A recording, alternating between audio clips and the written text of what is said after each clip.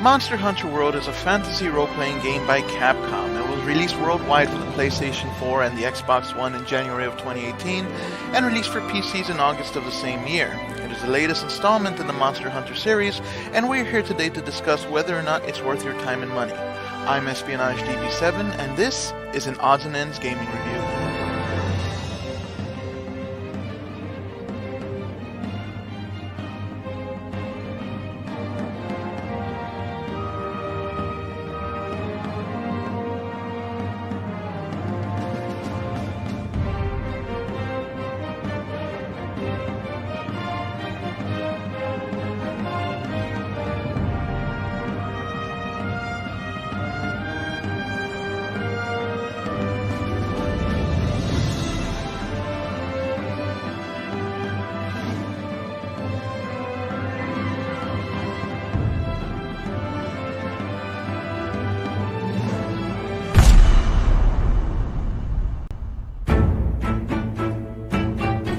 Howdy, y'all. Today in this shoot the shit here, we're going to be discussing Monster Hunter. Well, hang on.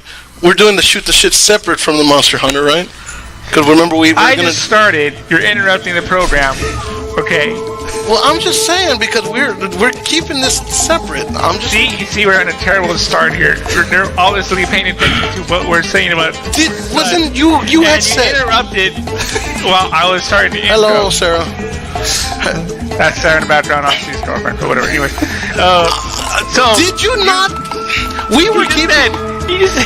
He said he started recording, and you go and interrupt me, and then because I'm just saying, because you said here on Shoot the Shit Saturday we're gonna review Monster Hunter World. We were gonna do Monster Hunter World separate from the Shoot the Shit. The Shoot the Shit we're gonna do as a different thing. We're gonna talk about other stuff.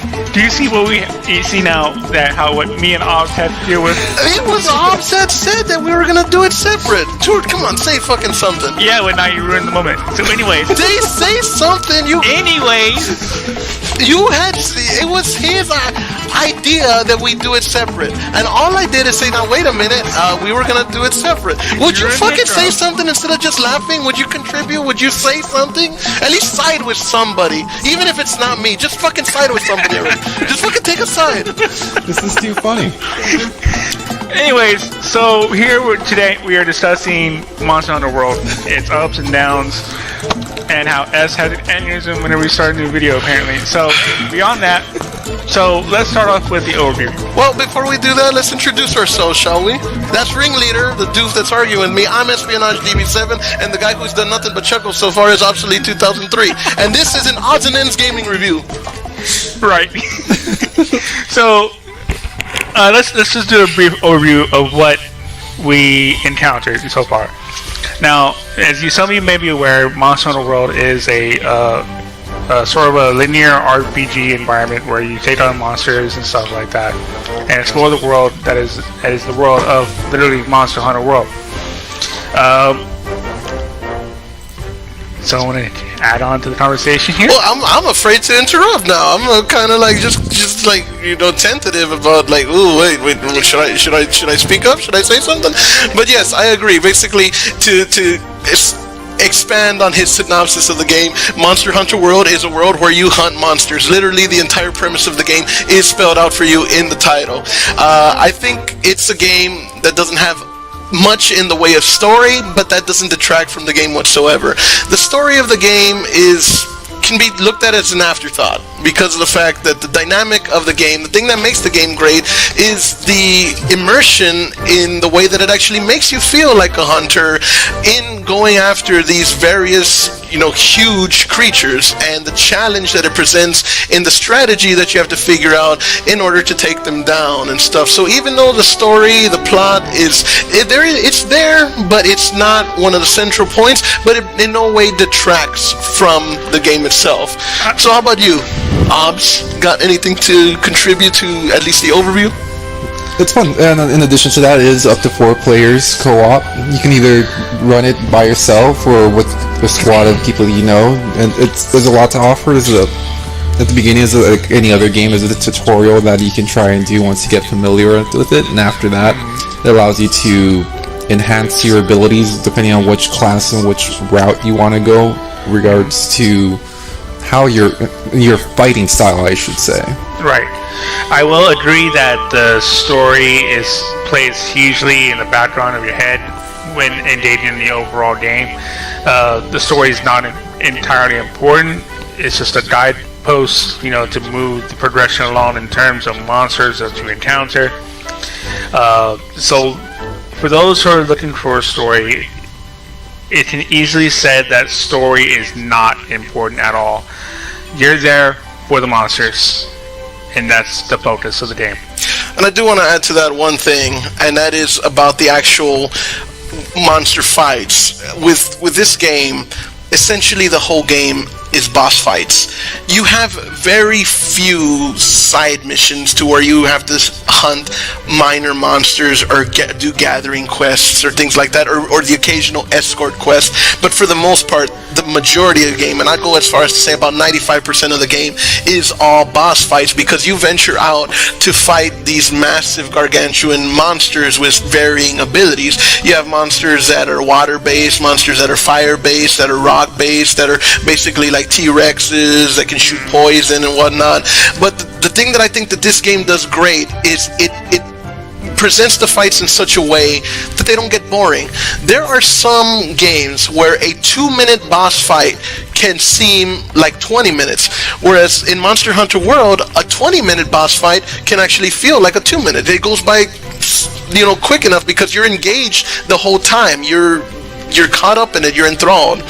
So yeah, it's all about hunting the monsters. That's the whole premise of the game. It does have a plot, but you know what? You get into that game, you hunt monsters, and that's what you do.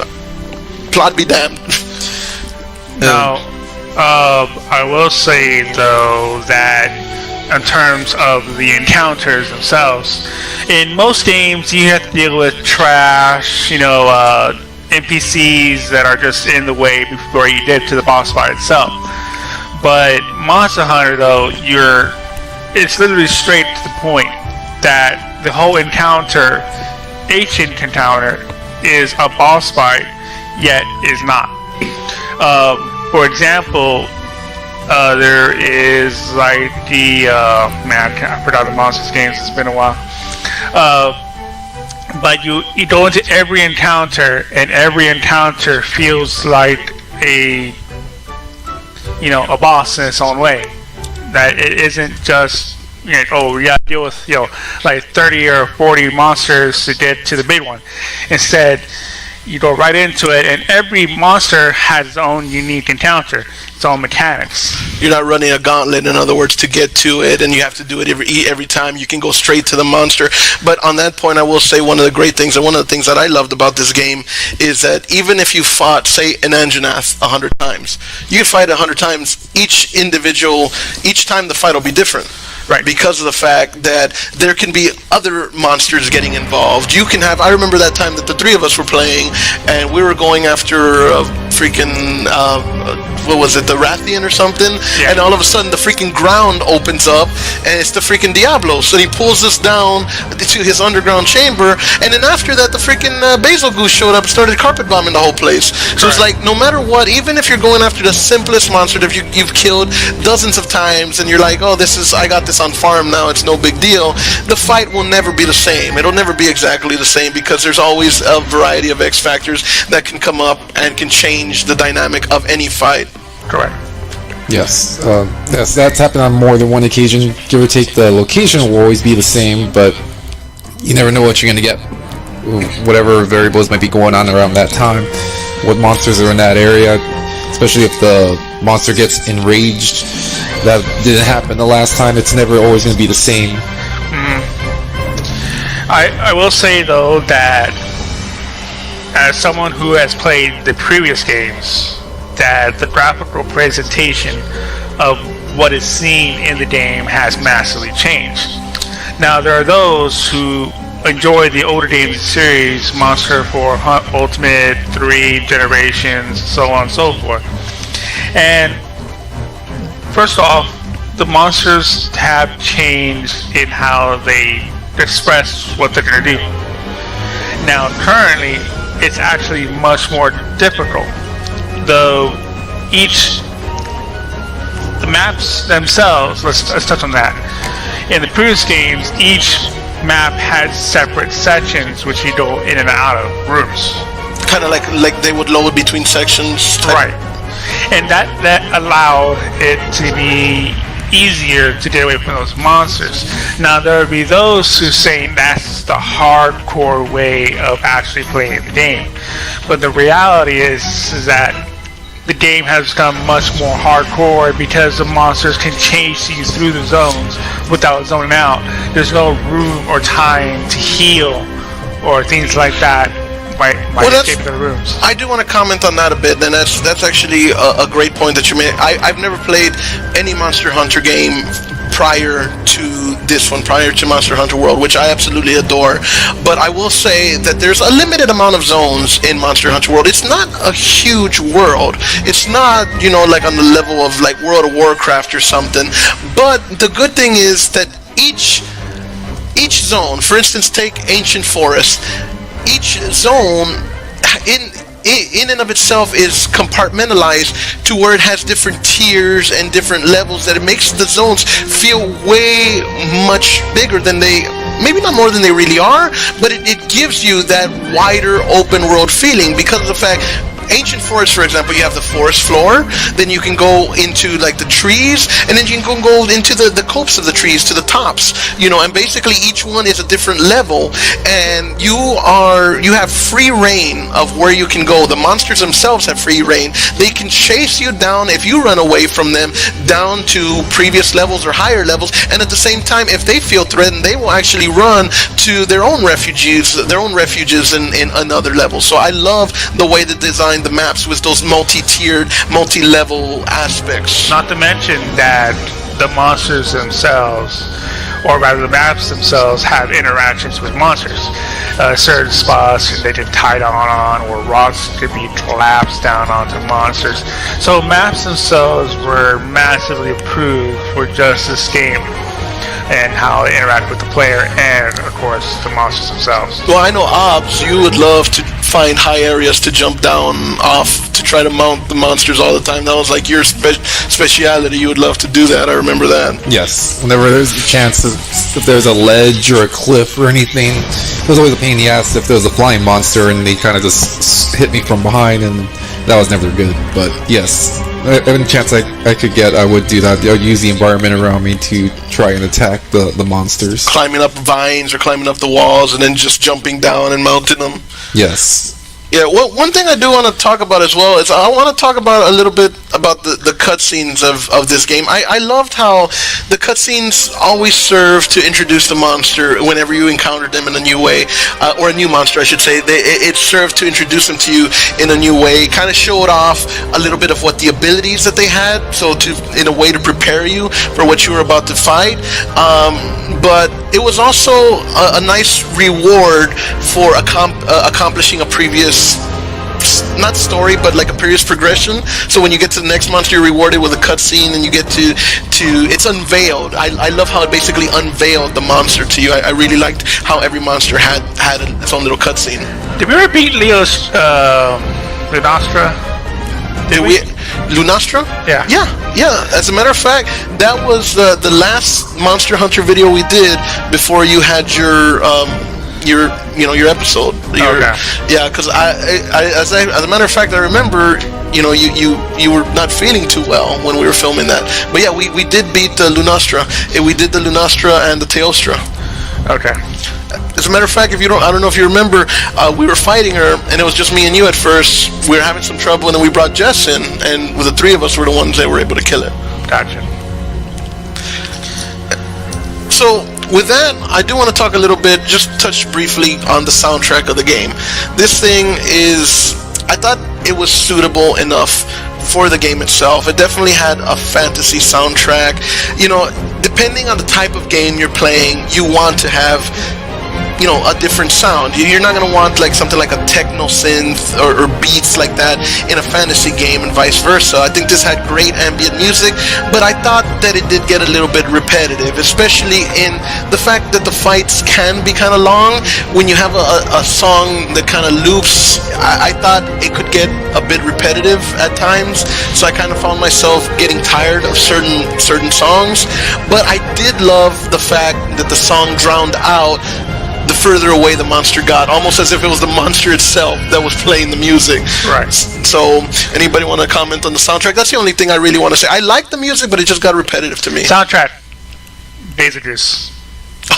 Very fitting. Yeah, it definitely has almost a World War II feel to it, which with a tinge of fantasy mixed in there, which is perfect for a carpet bombing fantasy dragon. I would say that it will fit the mood, and even with other monsters, like if it's a light monster, like say Giratados. Even Giratados to some extent, but then you have monsters that go like Rathalos or Ant-Man, and it'll have a much more impactful bit. And then the Elder Dragons themselves, they had their own little themes, but Basic Juice was probably the most immediate impacting because Devil Joe too. Devil Joe had a very unique one. Devil Joe, yeah.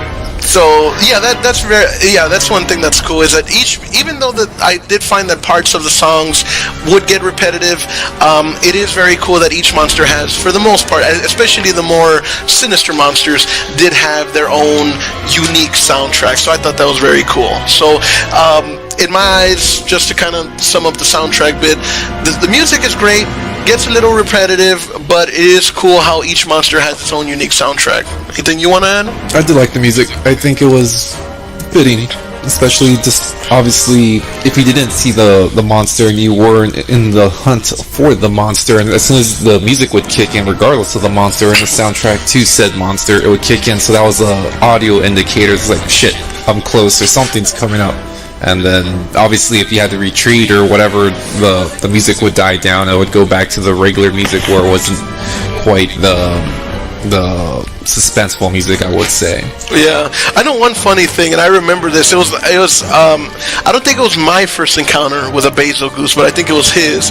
And I remember when you said, "Oh shit, we're in trouble." I hadn't even seen anything, but I heard music changing, like you already knew, and you said, "We're in trouble," because he just the music queued up, and he had already like knew what was fucking coming. And then all of a sudden, here comes in flying, the dick of the skies, fucking Basil Goose, because that fucking thing just looks for trouble. Yeah. I mean, there's no way he was gonna see us down underground. He came looking for trouble. He heard some shit going down. He's like, "Oh, let me go ruin these guys' day."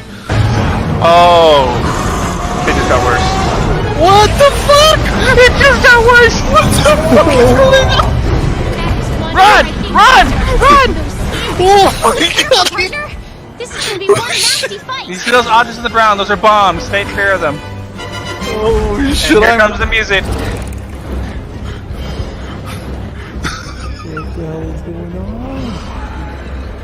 The Basic Juice is designed to do that. It looks for other fights that are in progress and interrupts them in an effort to be opportunistic.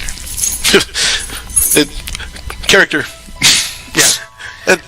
Now, let's touch on something real quick that I want to go on, and you are going to say something about this. Me? The handler.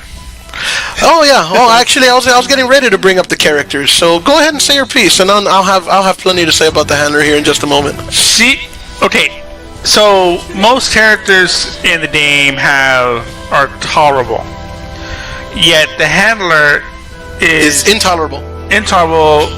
Idiotic. Most ill decision-based person in the entire game. When you run into her in the storyline, she's always out where she shouldn't be, doing something where she shouldn't be. For example, the Devil Joe part. It makes you go like, why the fuck is this person even still alive? She should be dead by now, just because of shit, what she goes through. Yeah, no, I agree, and yeah. So I do want to talk a little bit about the characters, and since you've already brought up the handler, I want to start with the handler. Characters, again, much like the plot in this game, are not the big central point. You know, there's some games that have a great amount of character development. They have very dynamic characters, very deep characters, very layered characters. This is not one of those games. And again, starting with the handler. The handler is the worst archetype of the damsel in distress. But the worst part about it is that most generic cliche damsels in distress at least acknowledge themselves and as damsels in distress. Oh, save me, rescue me. This one doesn't. This one charges headlong into danger like an idiot and ends up needing rescue. And not only that, but more often than once has she charged into danger, needed rescue, and put other people in peril. Like the time that the Otagron, that basically she charged in, there were Otagron tracks, and the freaking Otagron came, and I don't remember the name of the other woman, that other lady that came to try to rescue her and put her into harm's way because of it. That's so damn, partner.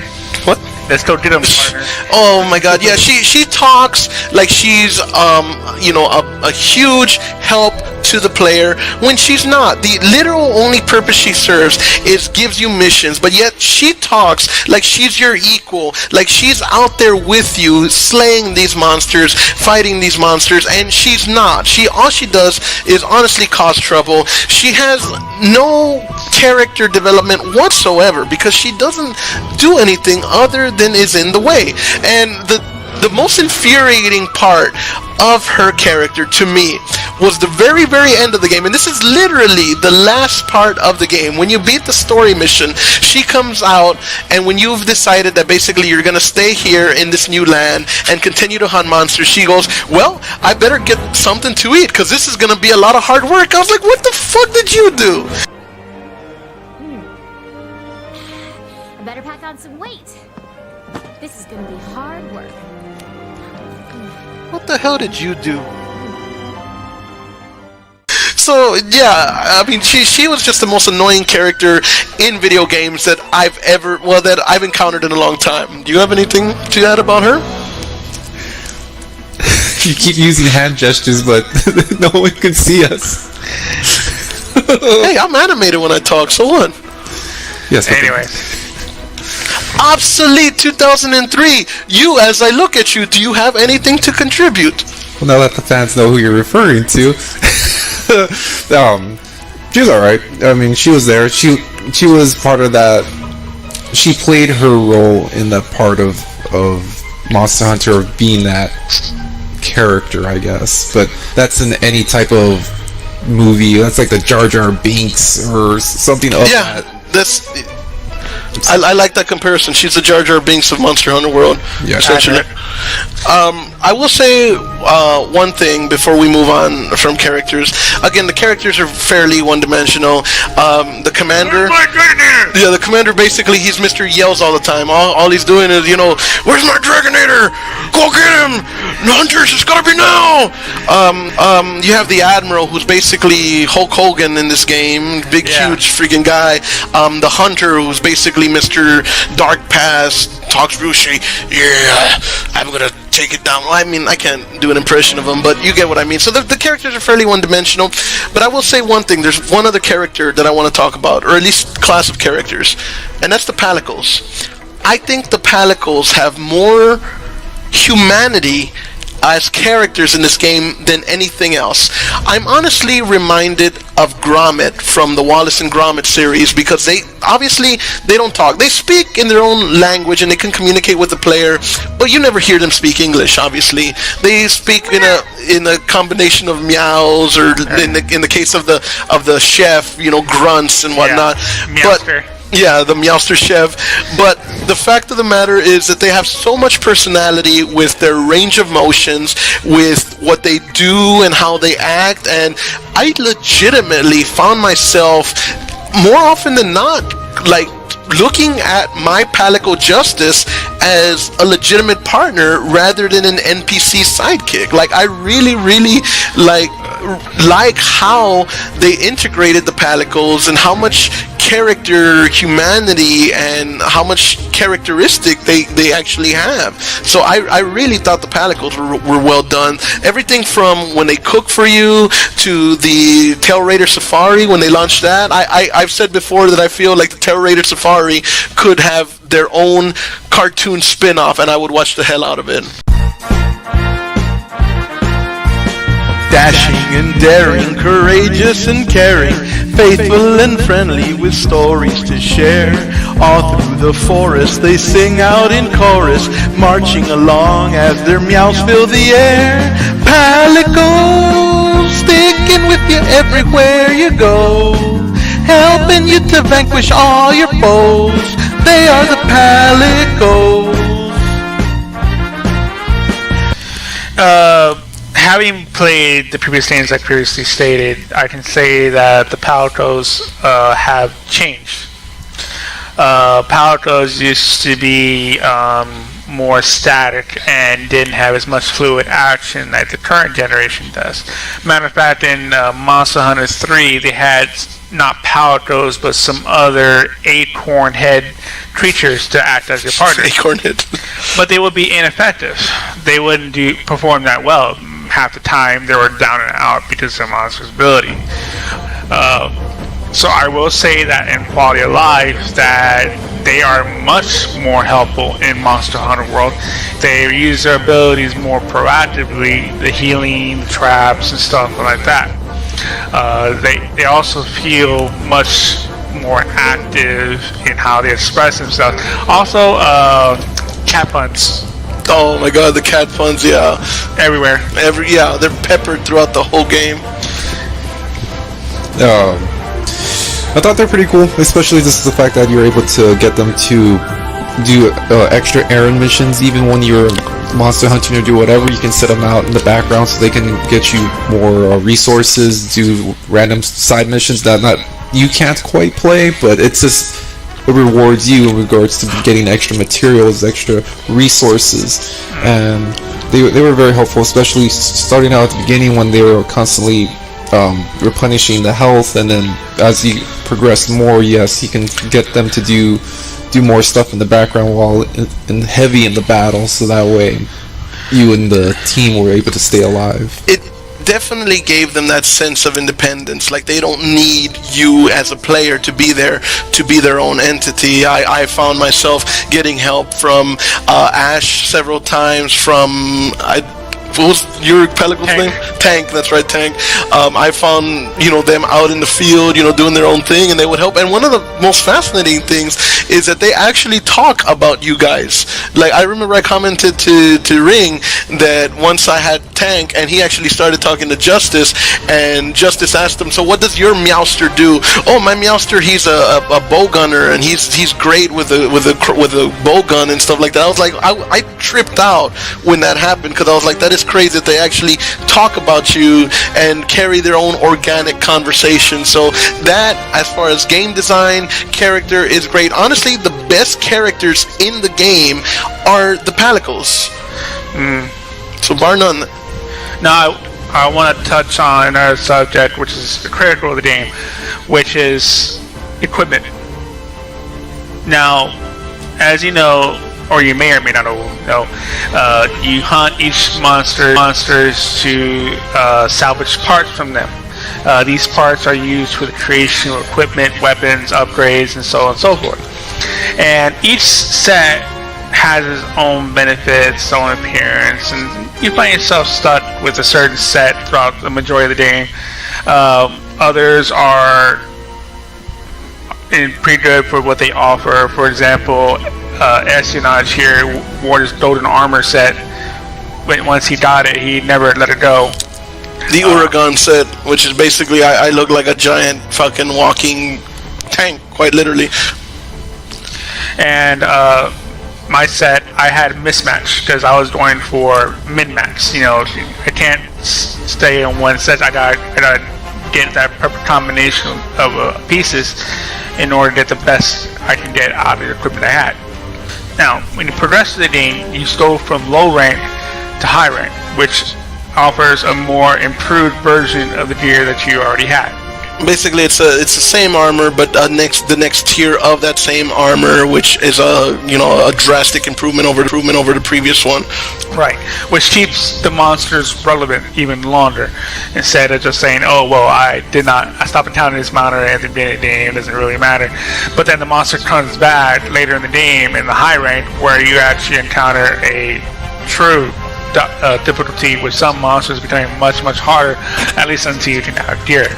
Yeah, and you make a good point. Yeah, that's one thing. That the game itself, replay value is a big thing in any game, and I think definitely Monster Hunter World is one that has a massive replay value, because again, I talked a little bit about how no matter what, each fight will always be different, no matter how many times you do it. But on top of that, the difficulty itself changes. You have the low rank monster, which is basically your introductory level. So you'd fight a low rank Anjanath or something. That's fine. That's one thing.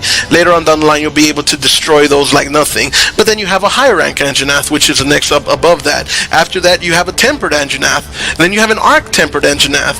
And then you have quests where you have to fight multiple ones. You have to fight maybe 2 Anjanath or 2 arc tempered Anjanath. And each time the rank is higher, the amount of more difficult monsters in that zone that have the propensity to get themselves involved will increase with each difficulty level and each quest you undertake. So again, with any monster, you're never guaranteed to have the same exact fight, even if you feel like you've got the specific mechanics of a fight down. You're ensured that you're going to have a different fight no matter what, and that to me, as far as gameplay and replay value, is a big thing.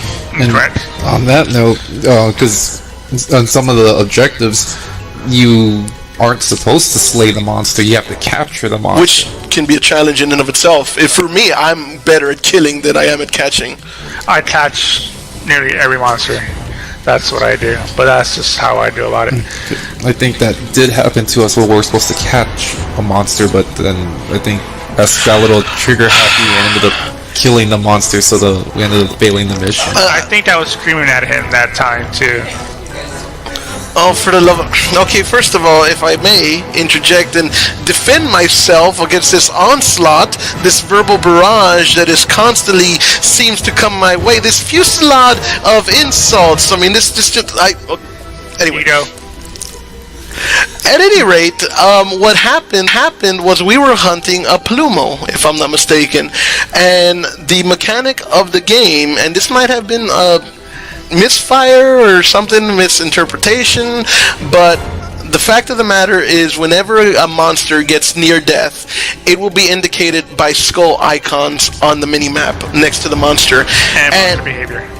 And monster behavior, it'll start limping, but I do not recall it limping away, and I don't remember seeing those skulls. So we were still trying to beat it down, and I just didn't recognize my own strength. I just beat it to death by accident. I was just too much for it to handle, and it was a completely accidental. Yes, we were trying to capture it, and the mission was the requirement of the mission was for us to capture it. But I mean, I was just too much for it. It couldn't handle me, and I ended up killing it. So just as a comparison, it is much easier to catch monsters in this game compared to previous iterations. Previous iterations was a lot harder because you had to first weaken it, but also use the trank bombs and stuff like that, which were often much more difficult to use in the previous games. So I will say that trapping is a simpler and easier task now in the current game as it is. I do know, I want to ask you about something. And one of the things that became my favorite thing to do is the monster mounting. I hear that that's a lot better in this game than it was before, because mounting was much more difficult, and from what I understand, if somebody mounted a monster, nobody else could attack it. It had to be, otherwise they would knock you off or something like that. Was that true? I don't know about the knockoff part, but yes, because of how the hitboxes work and how monster movement is, it was a lot more difficult. Also, your character could not move as smoothly in the current game as compared to previous games. One of the quality of life changes was the improvement of how the character moves in the environment. And as a result, you move smoother, you dodge quicker, you jump easier. In the previous games, you had to deal with that, where you had to. It was basically, a luck thing, where you had to jump and hope for the best. So, there's that. And I do like, and I know we brought this up before, but yeah, the monsters themselves will use their environment. Like if there's a rock nearby and you're mounted on it, they will actually try to ram their head into the rock, ram you into the rock, essentially, where if you can dodge that, if you can move to a different part of the monster's body before it can basically, turn you into a sandwich against that rock, it will basically knock itself out, or knock itself for a loop. So I thought that's pretty cool. Again, you use the environment, the monsters use the environment. It's very organic, the whole game. Yes, and in regards to the environment, one of the issues that I had was the guide fairies. Yes. That was always kind of an issue for me, especially being new to the game and trying to find the monsters and trying to go. And obviously with the fairies, the amount of fairies, I guess it gets thicker in regards to this is the way to go. But then there's always trinkets and items that you can pick up along the way, and they were constantly kind of redirecting to those things. And then I would be able to find the path, go up the path, but it just seemed very weird, just the way sometimes they navigated me. It was like 20 minutes later, I finally find the damn monster, and it's like, okay. So the dive slides are a new feature. They are a completely new feature and iteration in Monster Hunter World. Previous games just did not have it. So we are fortunate to have the dive slides now, because it did make me easy, simpler. There are problems with them, just how they interact with the environment because of where you are. You encounter a problem in like GTA or things like that. They have a GPS system where it kind of throws you off, because you're in a place where you technically shouldn't be. It's a lot more difficult to implement in such an environment like Monster Hunter World, because, well, you can kind of explore the world. It just throws you off. I get what you're saying, but I also obviously get what Ob says, and I found myself having that problem a lot of times too.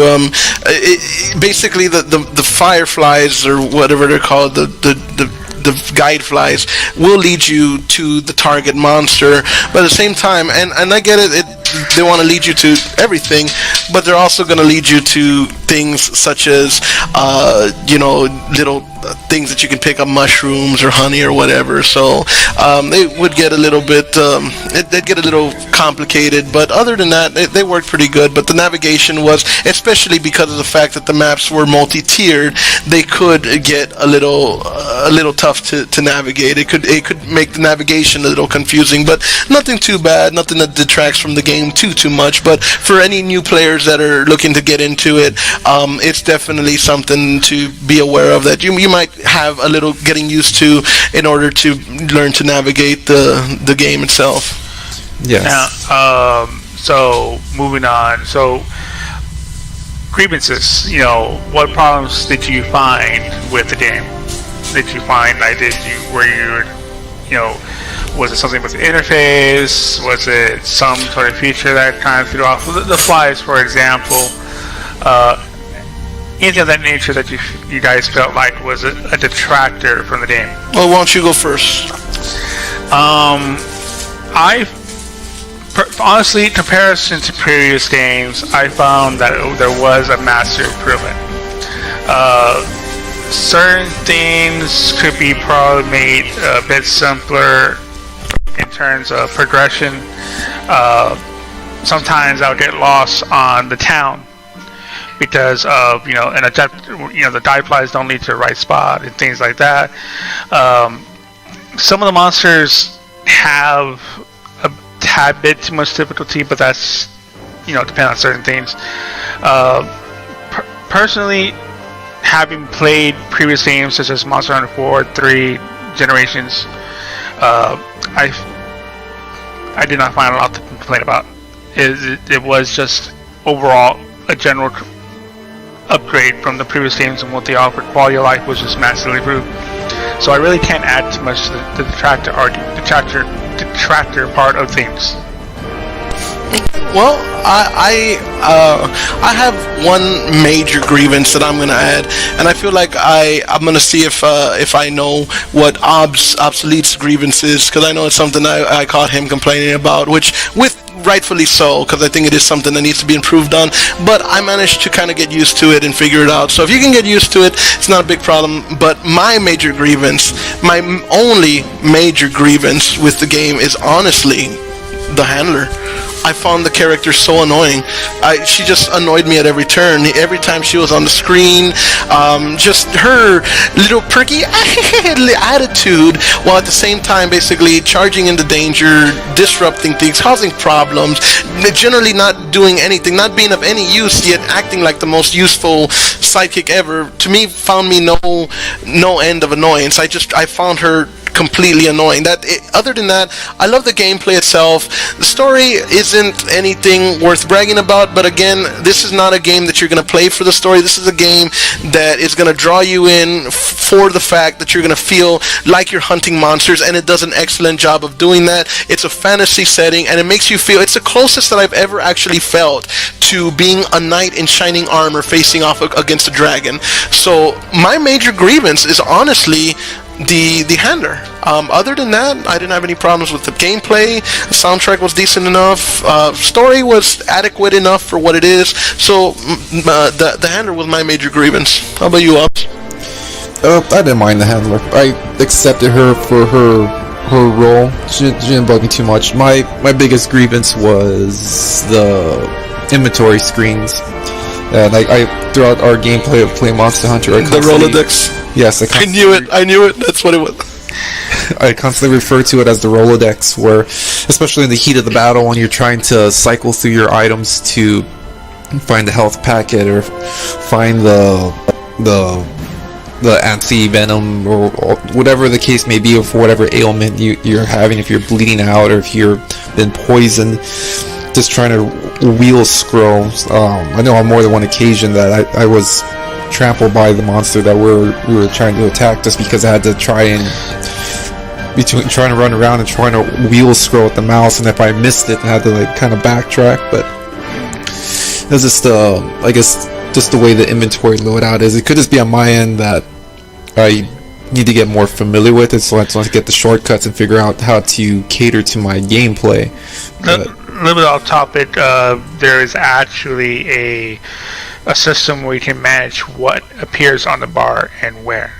So like if you set it to a certain way, you can have the first items that pop up as health items, and then you can change the arrangement to where items appear on the Rolodex, so that it's easier and quicker to access.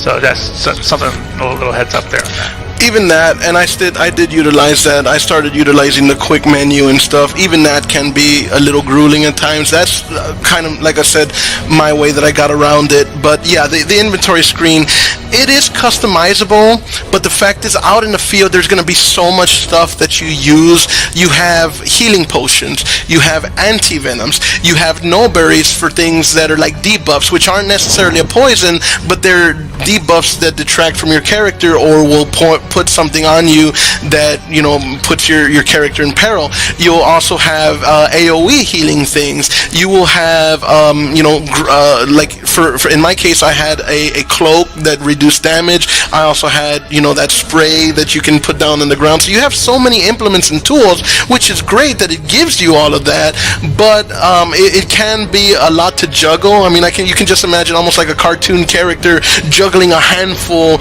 of stuff, potions and accoutrements, and trying to get all of them used. And even using the quick launch menu, it can be a little burdensome or overbearing. But other than that, I mean, it is a burden, but it's manageable. I think that's kind of all I had on the subject. I mean, now there's one thing I want to touch on though, is as previously discussed, there is an upcoming expansion. And personally, I am looking forward to more monsters, of course, but also G rank.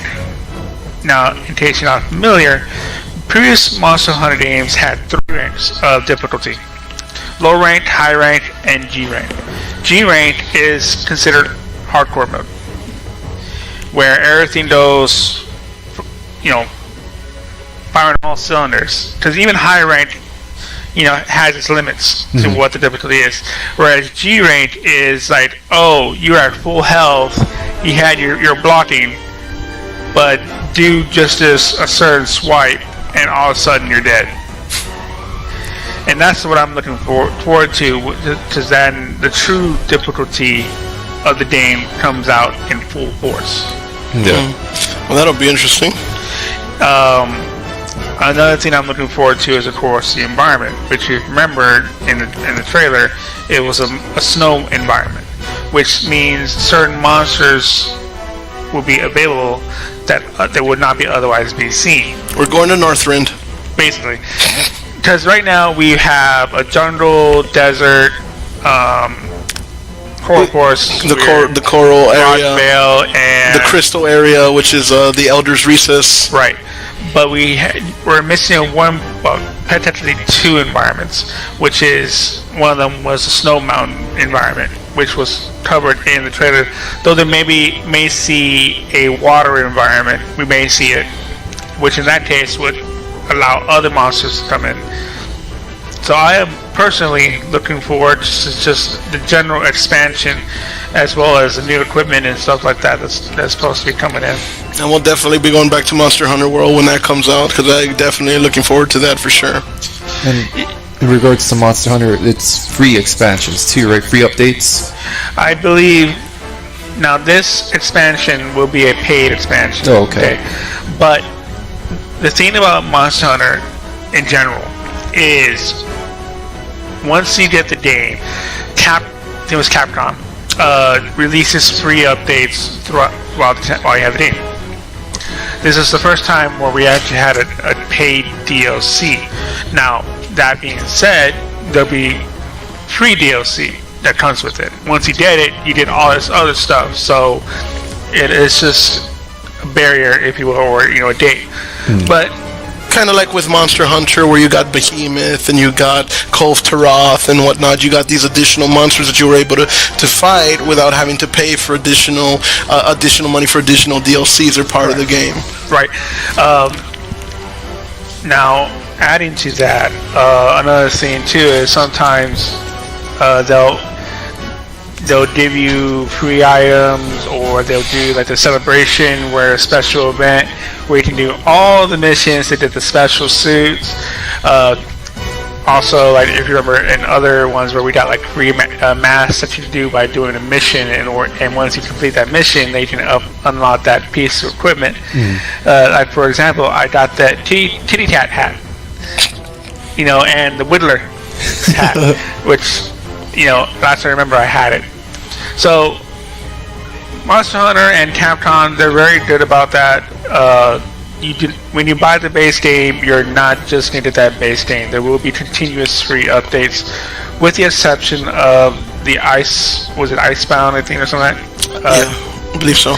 But that's just a full-blown expansion, which honestly, the base game has been well worth the money I paid for it. I mean, I paid $60, I think, when I first got it, and it was actually confirmed that Monster Hunter World was Capcom's best-selling game for 2018. Nice. So it's obviously earned it, being released on multiple platforms, but on Steam specifically, it was the top-selling Capcom game. Awesome. So yeah, we're definitely gonna go back to Monster Hunter World when that comes out, and I'm gonna, even if I have to drag Obs with me, because I know he hasn't touched Monster Hunter World in a while. But all right. So I mean, you said, I got nothing else to add. How about you, Obs? Anything else you want to add on Monster Hunter? No. It was a game. It was a good game. I enjoyed it. It was a lot of fun. You do get a lot for what you pay for. And it's a fun game to get yourself involved in, especially if you have a good set of people that you can play with. That's what made it a lot a lot of fun for me was being able to play with these dupes. And You're the doof. It definitely has, on a quick addendum, it definitely has some problems at first with network connectivity. Yeah. But that has definitely been improved as time went on. Yeah. But now that we've said our piece, I want to get to the final verdict of this game. So I want to go to our settled meter for final judgment. So on a scale from settled to unsettled, settled being absolute shit and unsettled being awesome as fuck, I myself want to give this game, I'd say a 4.2 out of 5. That's me. 4.2 out of 5. Okay. Yeah. How about you? Sound reasonable? 4.5 out of 5. 4.5 out of 5. And how about you, Obs? I'll give it a 4. 4? Yeah. Well then, I say that 4.2 is a good average then, isn't it? 4.5, 4, 4.2. So this game gets a 4.2 out of 5 on the settled meter. Awesome. So, yeah, generally, awesome game, worth a pickup. With all that being said, this has been an official Odds and Ends gaming review. I'm Espionage DB7. This is Ring Meter. This is obsolete. And see you around. Settle down. Hey guys, Espionage DB7 here again. Hope you enjoyed our video. If you did, we hope you'll like, consider subscribing, consider sharing, and as always, settle down.